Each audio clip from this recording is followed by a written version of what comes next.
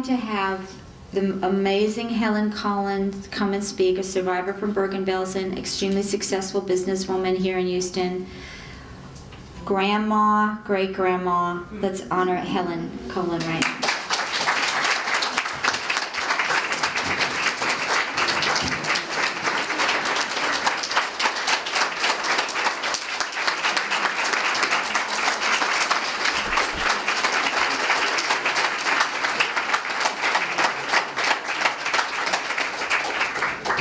I want to personally, from the bottom of my heart, welcome you to give me the honor to be here. Your devotion, you could have done anything better than this, sitting here and listening to horror stories, but yet you came and you're here with us. And all I can say, you are my dearest and nearest. You are the Americans that I was always looking forward to. And I am surrounded now with all of you that I feel in my heart that what you do is a great gift, not just for me, but I want you to accept the thank you from all of the survivors, especially me, my heart, because not only are you saving the country, this beautiful, great America, by being involved, but you're giving our children and grandchildren and great-grandchildren a future. And freedom, freedom. Imagine the freedom that I have coming here. You know, I've never stopped wearing my butterfly because they are free flying around, and so am I. You, in my book, according to my feelings, you are the treasure of the world, especially of this country. I beg you, stick together. Let's stick together and let's just save this great country of ours, which is a blessing by itself. I was honored to get my citizenship papers and be one of you. What an honor for me. Little nobody that came here with my late husband with $4 in our pocket. That was given to us. They gave us $5 each, but I was pregnant on the ship and I was seasick, so my husband bribed the waiters, and he gave him $1 and they gave him a lemon, and I was sitting all day sucking a lemon. But to come to think that I will live to come to this great country and share this joy and the freedom and the love that I feel here with you. It's unbelievable. It's unbelievable. It really is. I feel that my great parents that I lost, my mother at the age of 44, and my wonderful father that I called him God. He was 49, he died from starvation. And before I go any further, let me just tell you a little bit about where I come from and my immediate family. I was born in Poland, a little country, you know, and my father was,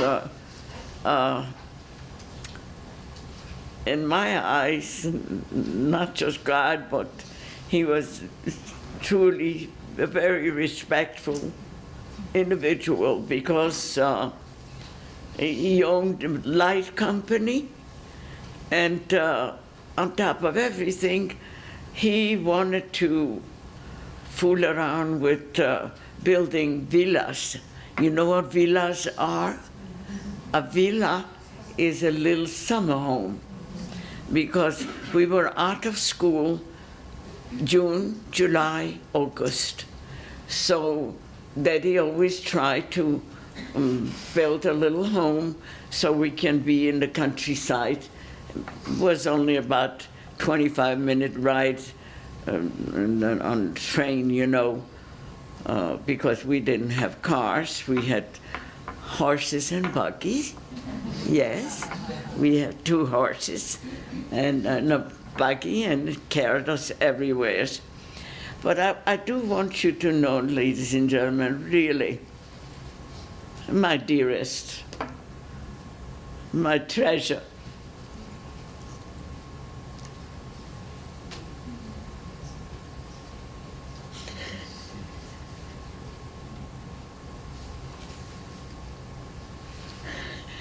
to giving me the honor to be here is the greatest gift, and giving me the feeling in my heart that you're gonna be always vigilant to protect this great country of ours. This country of ours has to be protected, always. I have been fortunate enough when we found each other, my late husband and I, after the war, you know, by placing lists of survivors from one camp to the other. We found each other, and of course I was still in a room with 3 other women, and when he came, he was assigned a room with 3 other men. And prior to that, I was liberated with my older sister, 3.5 years older. She really saved my life. Because during the war in the ghetto, I was 4 years in the ghetto, Lodge Ghetto. No soap, no toothpaste, no toothbrush, no nothing. I remember today, Mother took a little plate and poured a little salt, and she says, dip your finger in the salt and just brush your teeth. It's just for a little while, just for a little while. And you know, we as children, we thought it would be a little while. That little while was 4 years.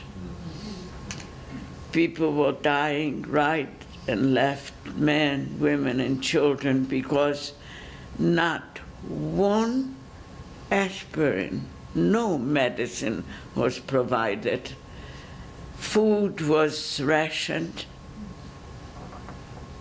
It was the most horrible thing. Every time I wanted to go and visit my auntie, I had to always cross over bodies lying, stretched out, sitting, leaning against the walls. People were dying right and left in the ghetto because of the lack of food.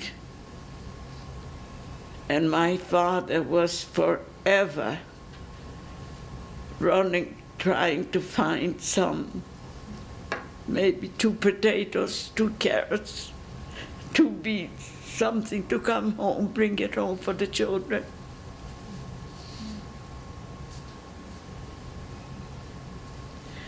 We had curfew in the ghetto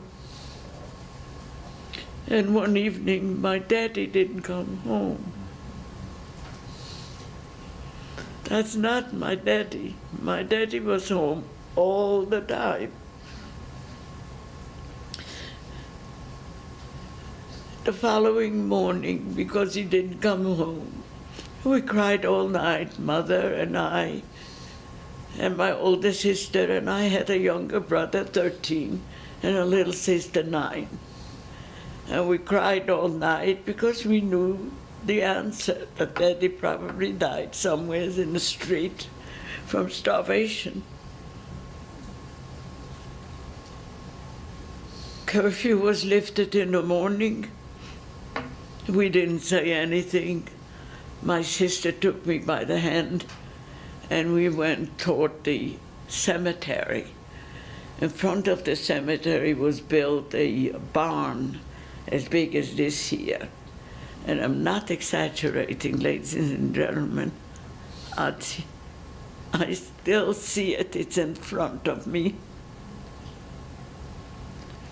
There were lines, like the tables are set, that you could go between the tables, 3 feet high up, bodies, dead bodies, men, women, and children.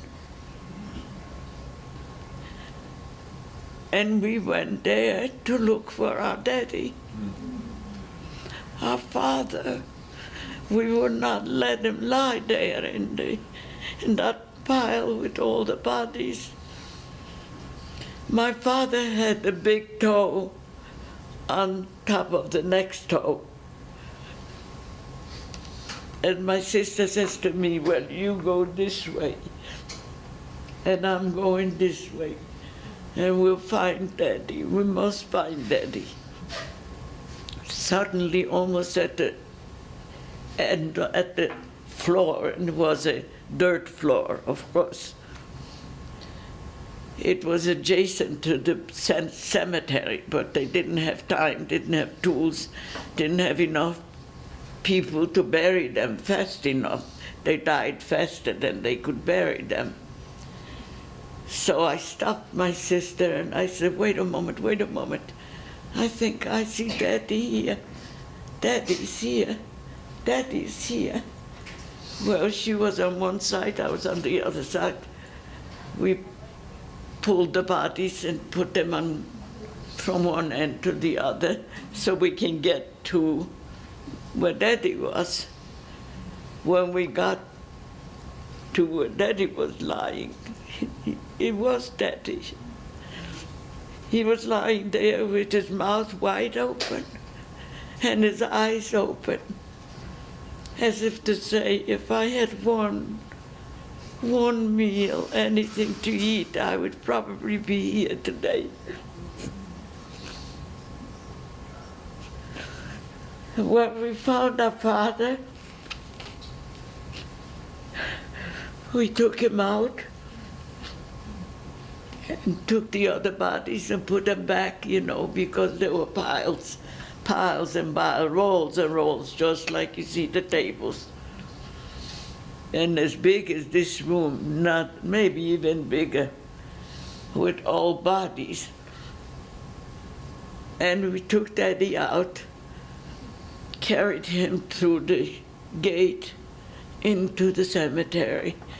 There were 2 men working there with 2 shovels, imagine. And we walked over and begged, we cried and begged and pleaded, give us a shovel. We're gonna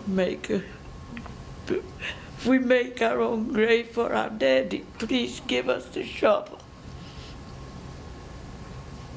They chased us away. They said, go away, go away.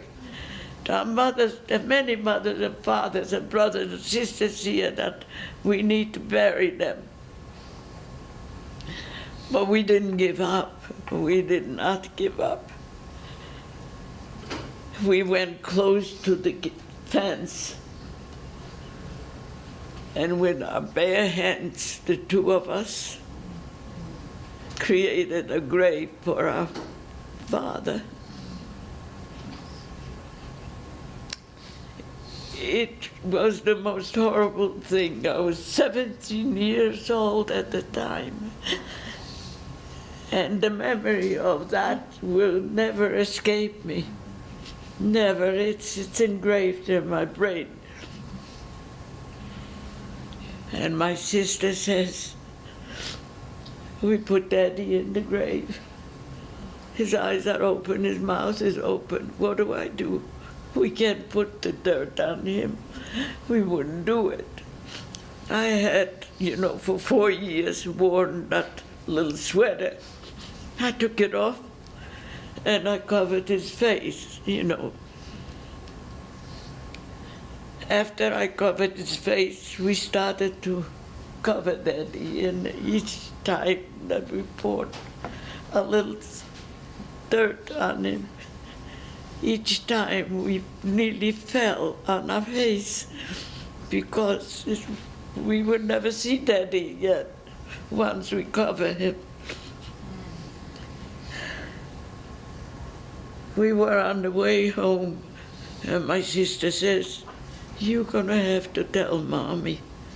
"I can't, you have to." And I said, no, you're the oldest one. You're gonna have to tell Mother. But we were crying so much that we didn't have to say anything. Mother was there in that little apartment that was assigned to us with another couple and a married couple, where they had the first couple of days when Hitler invaded Poland, they had raids in the streets and they grabbed the young men they were just married a few months. They had a little baby, maybe 10 months old. And they took him away. And that mother of that child was petrified. She knew she's never going to see him again. And we tried to occupy ourselves with the baby so we will forget about all the problems. But those raids every day were so horrible. When they caught that man, the wife and the baby and the grandparents were there, and we were given the living room to live there. My father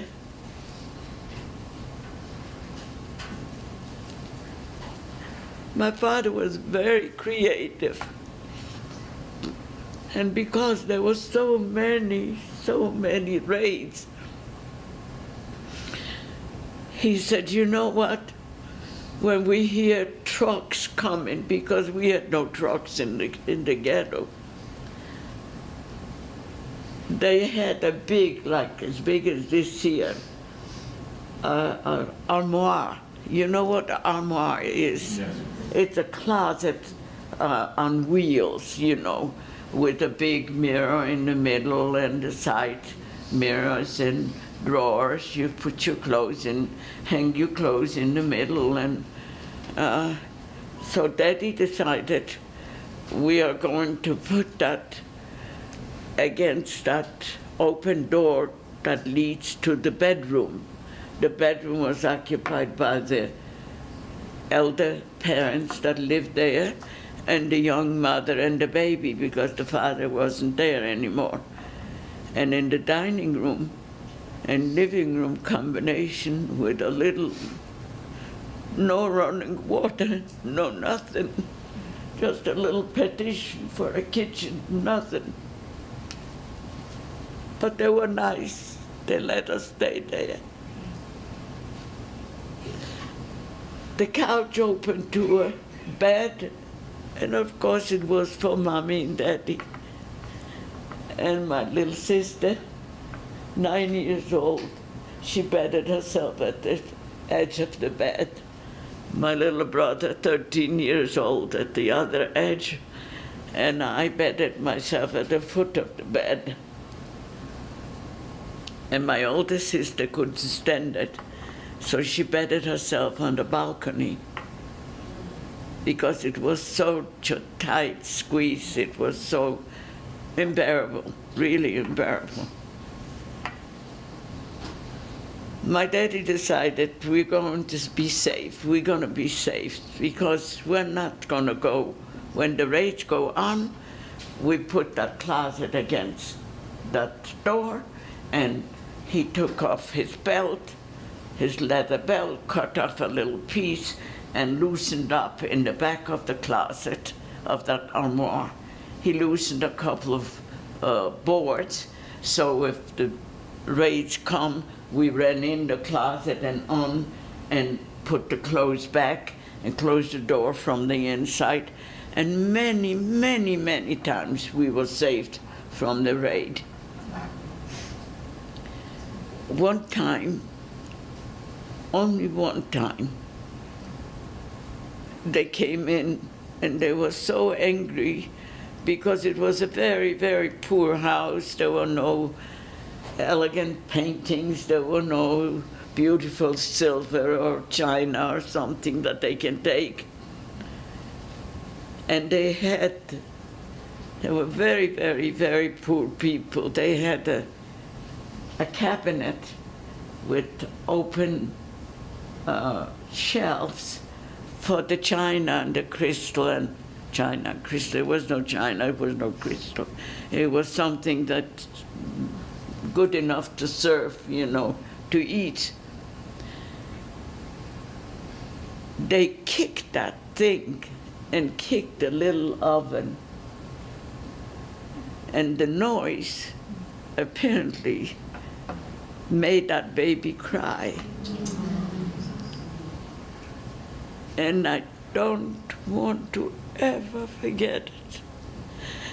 The mother took the pillow and covered that baby's face until after the raid was over. And naturally, needless to say, the baby was dead. She silenced the baby in order to save all of us.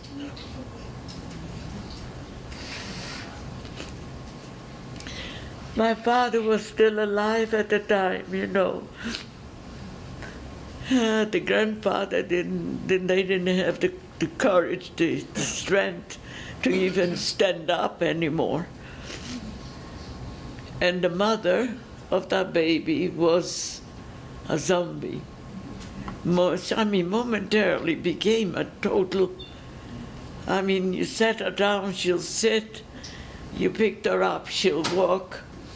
It was tragic to see that mother.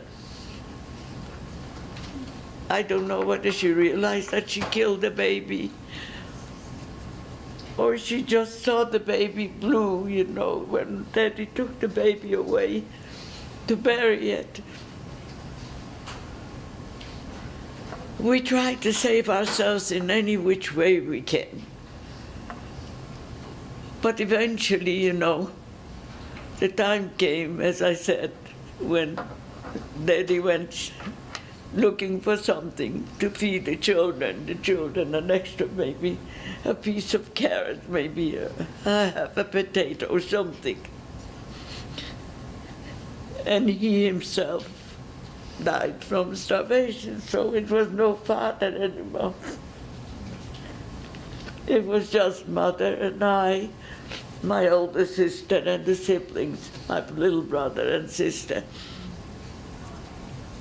Shortly after that, it was about 7-8 months after Daddy passed away, and they announced that they are liquidating the ghetto. That everybody, I don't know if any one of you had seen the cattle cars. Have you seen the cattle cars? They're here in the back, anyone can see it. We didn't realize, but they announced that everybody must come to the railroad station. Well, the little thing that we had, we went to the railroad station, and as we were there standing, the trains came up and we saw those cattle trains. And we knew this would be the last ride for us.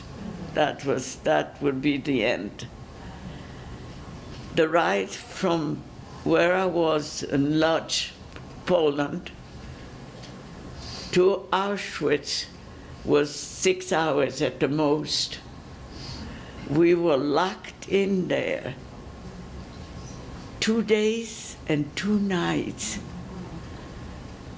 Imagine children, men, women, and children, and just the horror to not to be able to go to the bathroom.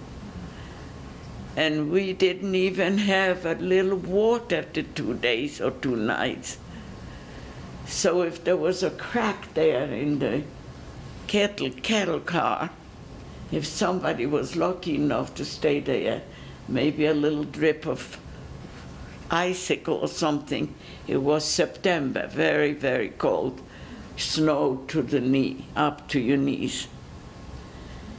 An icicle came through or something and wet your tongue, wet your lips or something. After 2 days and 2 nights, needless to say, many did not survive. And it was very, very high to jump off that car when they opened the doors already from the outside when we arrived to Auschwitz. And the tragedy with the symphony music playing, dogs barking, loudspeakers calling men to the right, women to the left, men to the right. It was chaos, needless to say. We didn't know what to expect, and we were like you would push this here, wouldn't have any feelings. That's how we felt. It was the end, because so many really died the 2 nights and 2 days on the road. We jumped down and helped somebody else to come down. And they came down, everybody came down. Thousands of people. Men went away. My little brother, 13 years old, loved my husband. He loved him. He never had a brother, and he considered him like a big brother. So he had to go with the men. We were selected with the women.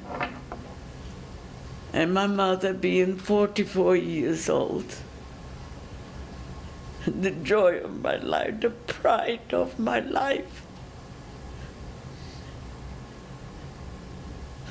They selected her to go with me and my sister because they selected healthy people, young people, to go to work.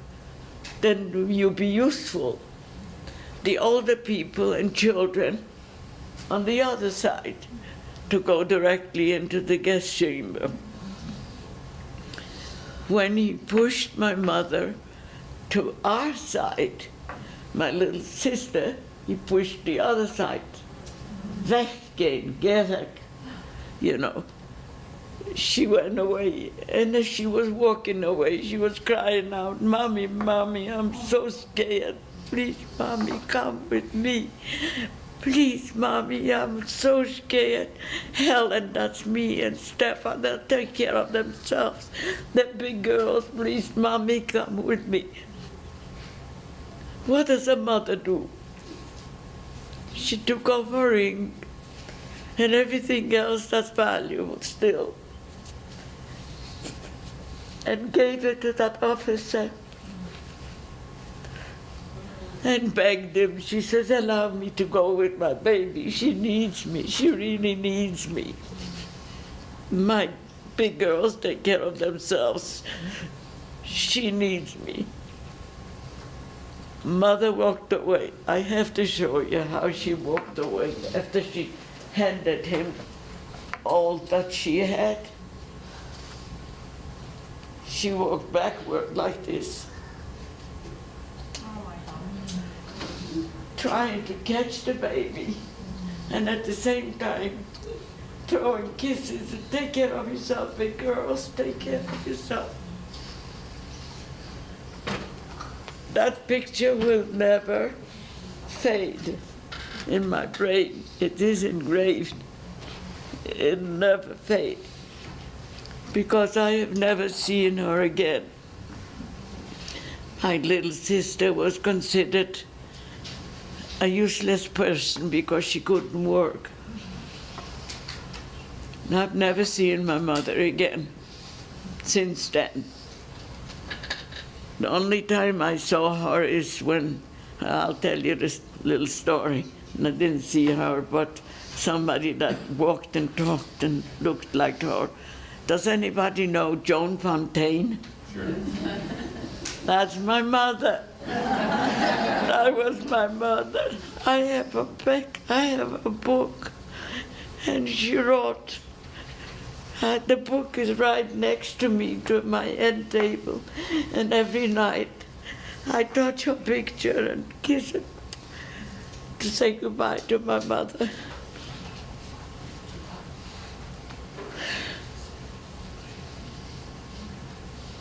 We were separated, and my sister and I were told to, that was September, as I told you, harsh winter, very harsh winter. And they said, take off your shoes, put it against this wall, you know, and put your clothes folded nicely on top of the shoes. And we didn't realize at that time what it was, why, but we found out later that they wanted to x-ray the clothes in case we hid a piece of gold or some valuables, you know. And naked, stack naked, they threw us in, opened a door in to take a shower. And they said, when you finish with the shower, we'll give you your clothes. We came out another door, up on a little hill, marched down naked with the snow up to our, as I say, to our knees. We marched down. There were 4 uniformed men standing there. The first one says to, there were thousands of women, not just a few hundred, thousands. There were lines and lines. And he says, stretch your arms, stretch your legs. What do? You do it. Total stranger. I'm shivering. I had pneumonia. I'm shivering. Fever and everything else. My sister was next to me, the same thing. And she went with me. We get to the next man, a uniformed man. And he says, open your mouth. If anybody had 1 crown, gold crown, he had the pliers, and out it went into a huge, huge barrel, a big wooden barrel. We passed him. We came to another man, another bigger barrel, and he says, put your head down into the barrel. And with a shaver, some kind of shaver, I don't even remember what it looked like, he shaved our hair directly into the barrel. The next thing we see, finally, a man giving us clothing. I received 1 dress, 3 times the size of me, and 1 pair of wooden clogs. No underwear, not even a pair of socks, nothing. And Weg, geh weg, go away, go away. My sister and I did not recognize each other, you know, shaving the hair and everything else. We were shocked. She was standing next to me, and she's yelling, Helen, Helen, Helen. I says, what are you yelling? I'm here, I'm here. We didn't recognize each other. And they were friends of ours we went to school with. We lived next door. They were friends, kids of our mothers and fathers' friends. And finally we were shipped away. About 2,000 women, minimum 2,000 women. We were pushed away to an open field with the snow up to here. And they said, sit down or lie down, whatever you want to do. You're staying here.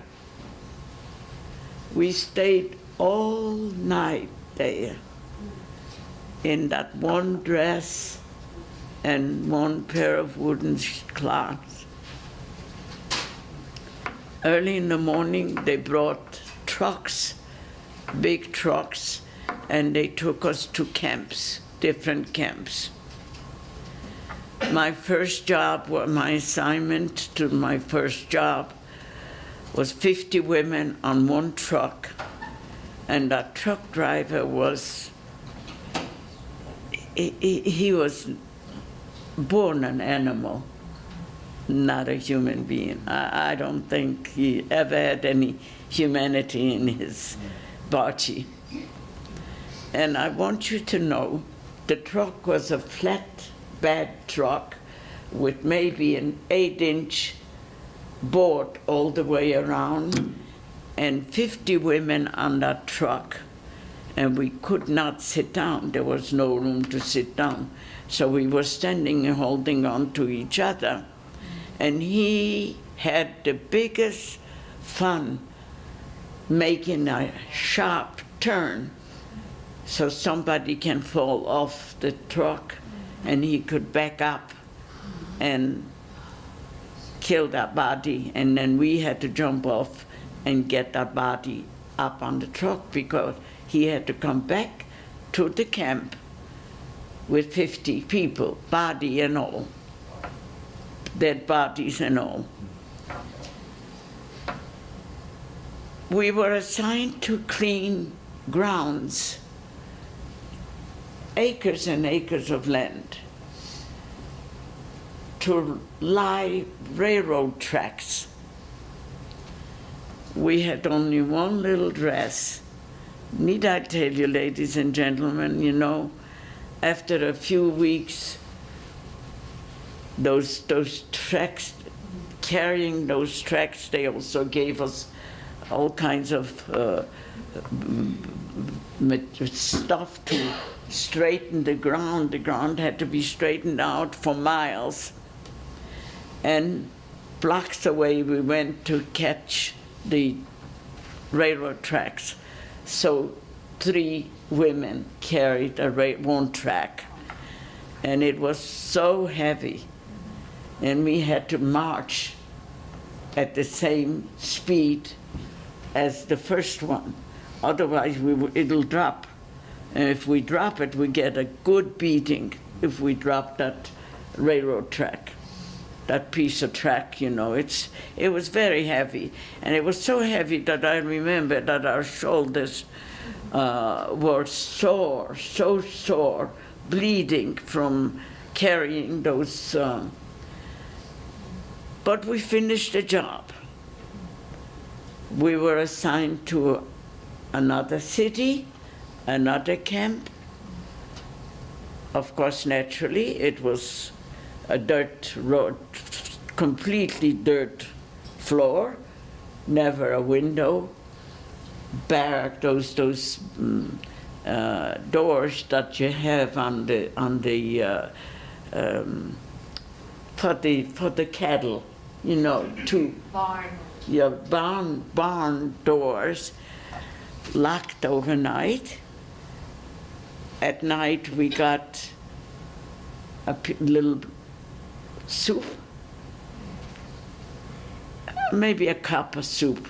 And if you were lucky, you found a piece of potato and one slice of bread. No water, no nothing, all day long.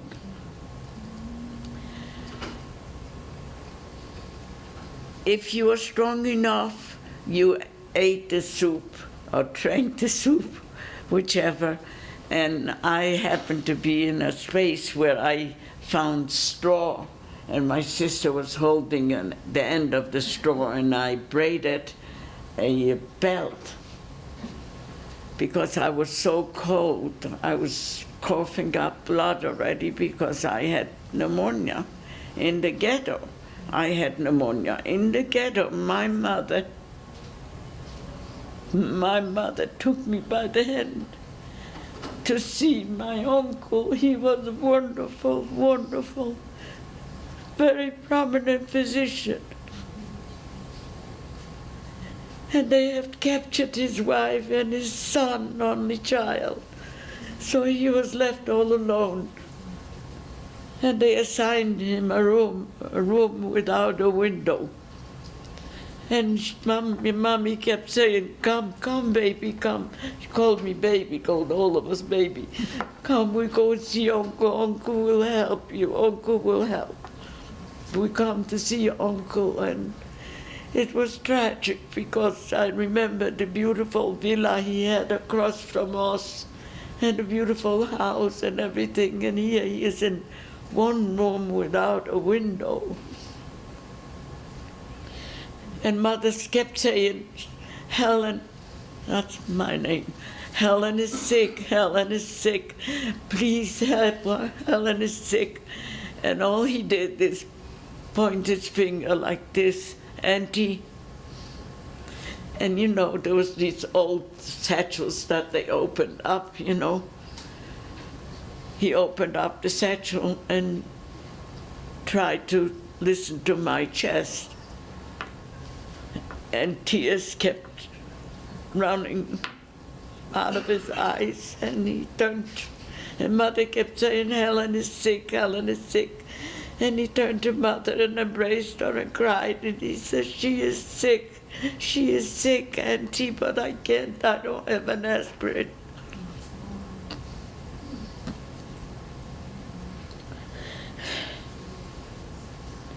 Needless to say, we walked back crying, both of us crying. I was crying because I was sick. I didn't feel good. Mother was crying because she knew it's just a matter of time that I would probably be one of those to bury.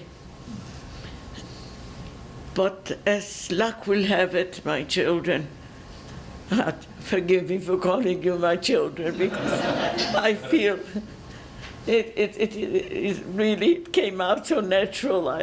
Forgive me, please.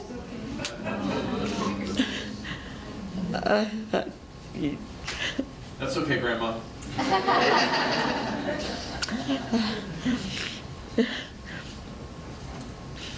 You know, we finally were assigned to another job.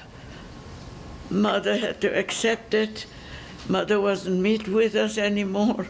Mother was already with my little sister. And till this very day, I sit and sometimes think, because the younger, you know, had to succumb first. They must have fallen dead before the parents, before the elder. And how my mother could stay there, hold on to the baby and not be able to help her and watch her die. And my daughter, being a doctor, she's telling me always, she said she didn't suffer too long. She died shortly afterwards too, Ma. Don't worry, Mama. Mama didn't suffer very much. It was enough to hold on to a child and not be able to help her. After that, you know, we were assigned to a job. You know, the Americans and the British were always bombing Germany. And the more bombings we heard, the better we felt. the closer we felt, you know. As a matter of fact, we were assigned to a job to do. There was a big factory, a silver factory, and part of the factory, like a corner, was bombed. And this bricklayer was there lying, trying to help out, and we, the 50 women, were assigned to bring him from blocks away, because it was such, the trucks couldn't get closer. So we had these, I don't know what you call these, bars across the shoulder with chains suspended, 2 buckets. And all day long we were walking. Of course, we couldn't, between us, ourselves, the 50 women, we couldn't converse. We could not speak, say a word. When we passed each other, we just said, this was it. Because it was silence all day, work. So we were carrying water from blocks away and dry cement for this bricklayer to fix it. And all that time, all the 50 women, we were all watched by 2 men, uniformed men with shotguns, and 2 women. And since I speak German, these 4 were standing at the sidewalk there while I was putting down the, I don't remember whether it was water or cement, and the little bricklayer, a man, a German, Opa. Do you know what Opa means? Grandpa. Grandpa.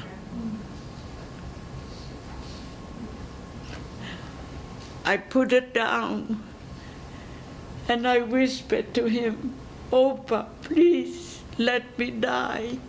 Help me die, please, Opa. I was not allowed to speak to him now. You know, we were not allowed to converse with anybody. But since they had all that fun, you know, they didn't hear me say, Opa, please help me die, I can't live anymore. And he could hear, he could see that I was coughing up blood. I was very, very sick. How I'm here, I don't know. Somebody wanted me to be here. And he says, my child, you will not die. My child, you will not die. When I heard that, I really felt a little encouraged. The next day we were assigned to the same place. And fortunately enough, that man went to the farm. He traded his bicycle for a few eggs. His bicycle was the only transportation he had. I have not seen an egg 5 years. 5 years. But the egg wasn't important. The first day the next day that I came to work, he went to the pharmacist and described his wife's illness. They had no children. And he described what his wife is doing all day long. She's in fever, she's coughing up blood, she doesn't want to go to the doctor. Please give me something. And in Europe, it was very, very common for anybody to go in and ask a pharmacist to do something to help you and not to go to the doctor. Well, the next day he brought me a little bottle, maybe 2 inches by 2 inches wide. And he says, you have to take a capful every day, 3 times a day, a capful, you'll feel better. Well, during the day, there was no way I could take it, you know. So when I came back to the barrack, all the girls or everybody, we were all women. In less than half of this room, 750, 800 women. No floor, just dirt floor, no window, no nothing. So we slept sitting and another body between your legs, and that's how we spend the night. The next morning, whistles and loudspeakers to get up to go to work. Well, I go back to Opa. Opa brought me that medicine, and I took 3 days a week, 3 times a day, excuse me, 3 times a day, a capful. I somehow managed to hid somewheres in a cellar to take that. And would you believe it that within 3-4 days, I stopped coughing. And I could feel that my fever is going away. I really didn't know. Of course, in the camp, when I wanted to take it, all of them, don't take it, don't take it. He is a German and he wants to kill you. I says, go away. I have nothing to lose, it's all right. I wouldn't suffer, it's okay. I'll take it and maybe I'll fall asleep and won't get up. That would be wonderful. But I took it and it helped. The next day, I was assigned, and that man brought 1 egg, boiled, hard-boiled egg. It was wrapped in a little piece of paper with no more than maybe 4 words in German, where the British are. And he says, please, please read this to your friends when you get back to the camp. And I sat down first. First was the egg. I swear to you, every 700-800 women came and had 1 leak. They had to have it, and I would have felt very, very uncomfortable had I eaten that egg by myself. But with that leak, sometimes they gave a little, a little bite. So by the time it was over, it was no more egg, hardly. But I do want you to know, this little paper said that the British are so many kilometers away from us. And he says, read it to the children, read it to your friends, to inspire us, to go on. And believe it or not,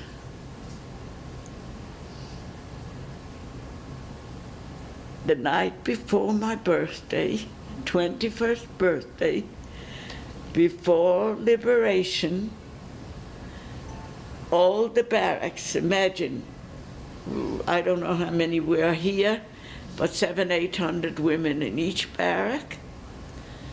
Every one of them were issued an extra slice of bread, and they stopped at my barrack. And I cried. I put on such a horrible show. The children, my friends around me said, stop it, please stop crying. But I'm hungry and it's my birthday and I'm hungry. I want a piece of bread too. And it didn't help. They said they ran out of bread or it got too late to distribute. Please, tomorrow is your birthday and they're gonna start at our barrack because they stopped at this barrack. That bread was poisoned. And the following morning, on my 21st birthday, we were usually awakened very, very early at dawn. It was already daybreak, and we only heard trucks and tanks and different uniforms. My sister went over to the door. There was a little split between, and she looked out and she turned around and whispered, "I think we're free. I think we're free." She was afraid to say it loud. Well, 700-800 women holding on to each other. We broke the door of that barrack and went toward the people, the military. But we were so scared that as they were coming toward us to find out who the devil are we looked like animals, you know. And as they were approaching us, we were backing up like a beat-up puppy. We were scared. We thought they were just different uniforms and they are going to kill us, there's no question about it. But finally a loudspeaker came and spoke clearly. You didn't have to know the language. "You are free, you are free." And when we begged them to plead them to open the other barracks, that's when we found out that all these barracks, thousands of women, were killed the night before. Now, I must say that I have to thank my parents. In his grave, my mother in the ashes had prayed for me to survive, because otherwise I would probably be one of them. Imagine, shortly after our liberation, you know, I was liberated, as I said, by the British. And they took my sister to the hospital. Next door was a military Luftwaffe. The Luftwaffe is the Air Force with a high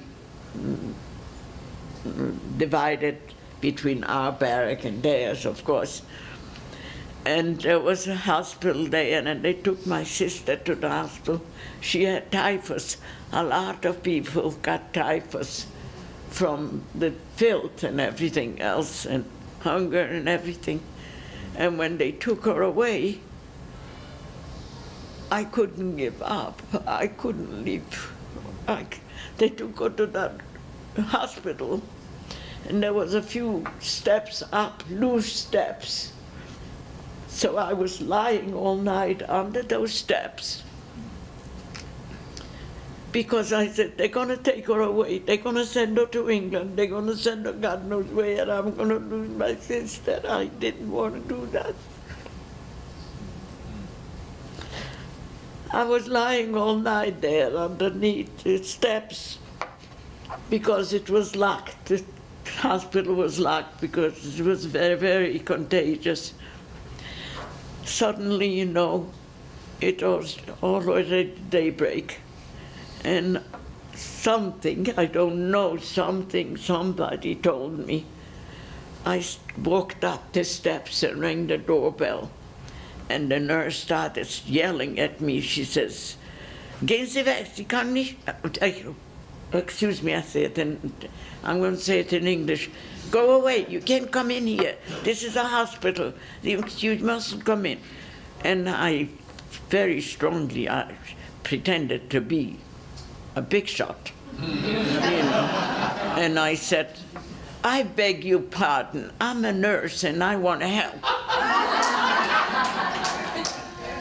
I swear to you, children, this is the truth, the God's honest truth. If you go to the museum at the Washington Museum, I'm listed as a nurse.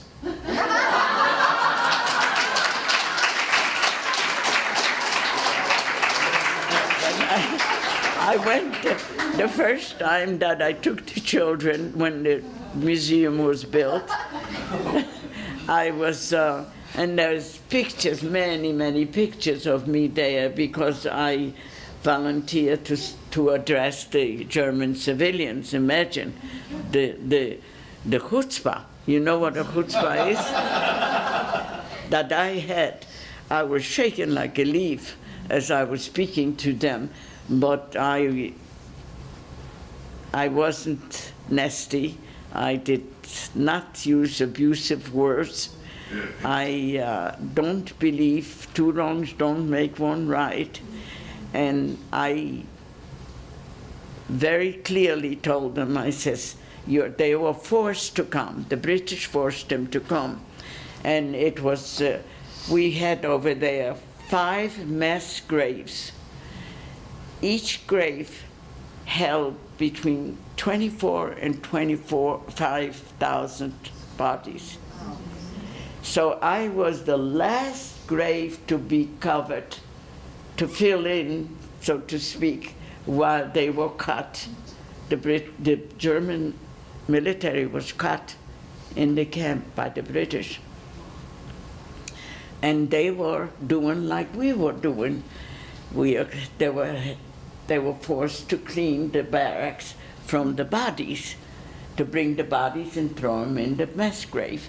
We did it. I did it, you know. I carried it by the legs, by the arms, through the gravel roads and everything else, and threw a body in quickly because there was a man standing and watching. You could not catch your breath, stop for a moment.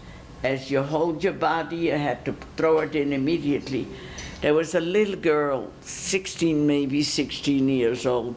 She was very young and very, very, very weak. I could tell that she was walking with the body. See, we were carrying the bodies.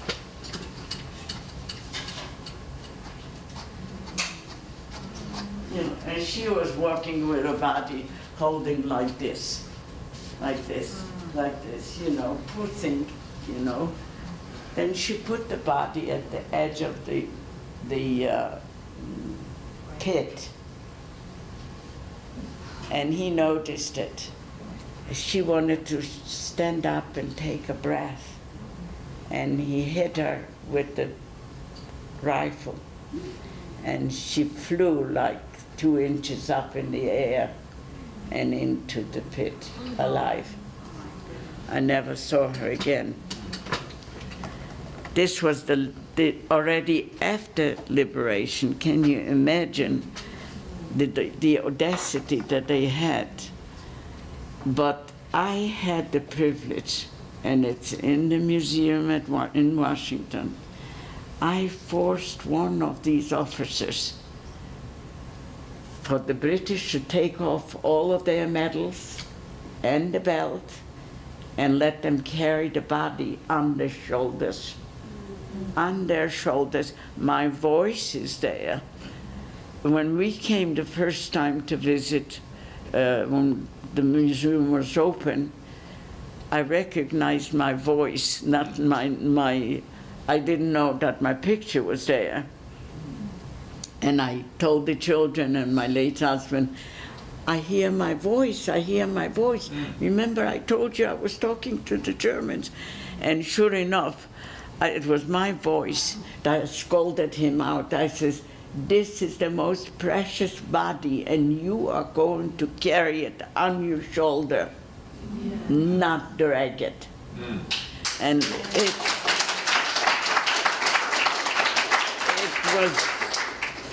it was the greatest. I felt like something special happened. I don't know what, but when I was finished talking to the German civilians, this is when my life completely changed. I cannot begin to explain how and why I have suddenly lost hate. I didn't hate them. I just told them nice and quietly, I said, you are older than me, and you have to live for the rest of your life with what you allowed to happen. And look at me, I'm 21, and I'm just beginning to live.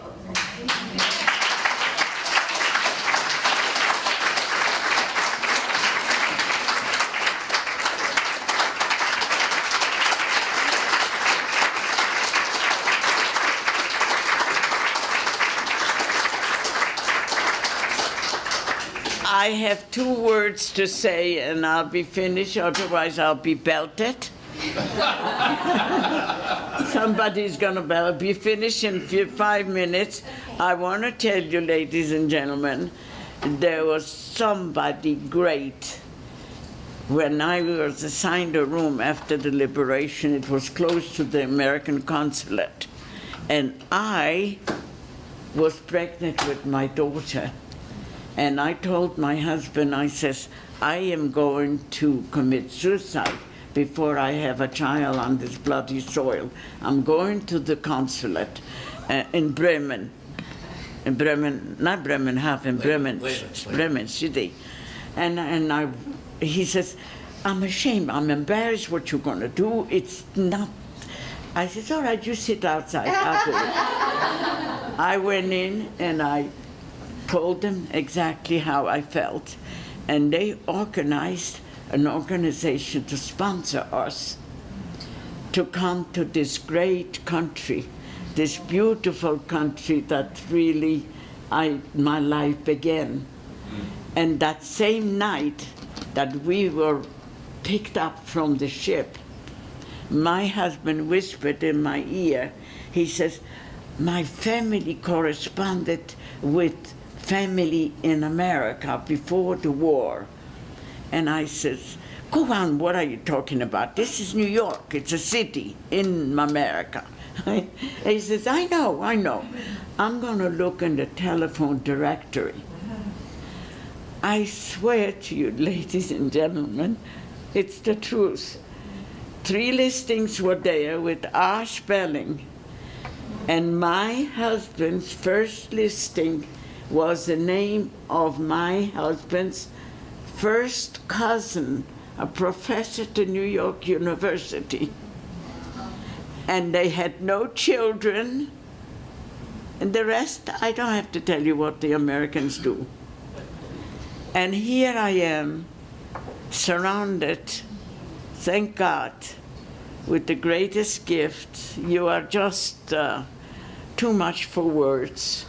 And all I can say is that not only are you special, but you are the nearest and dearest to me. That's all I can tell you.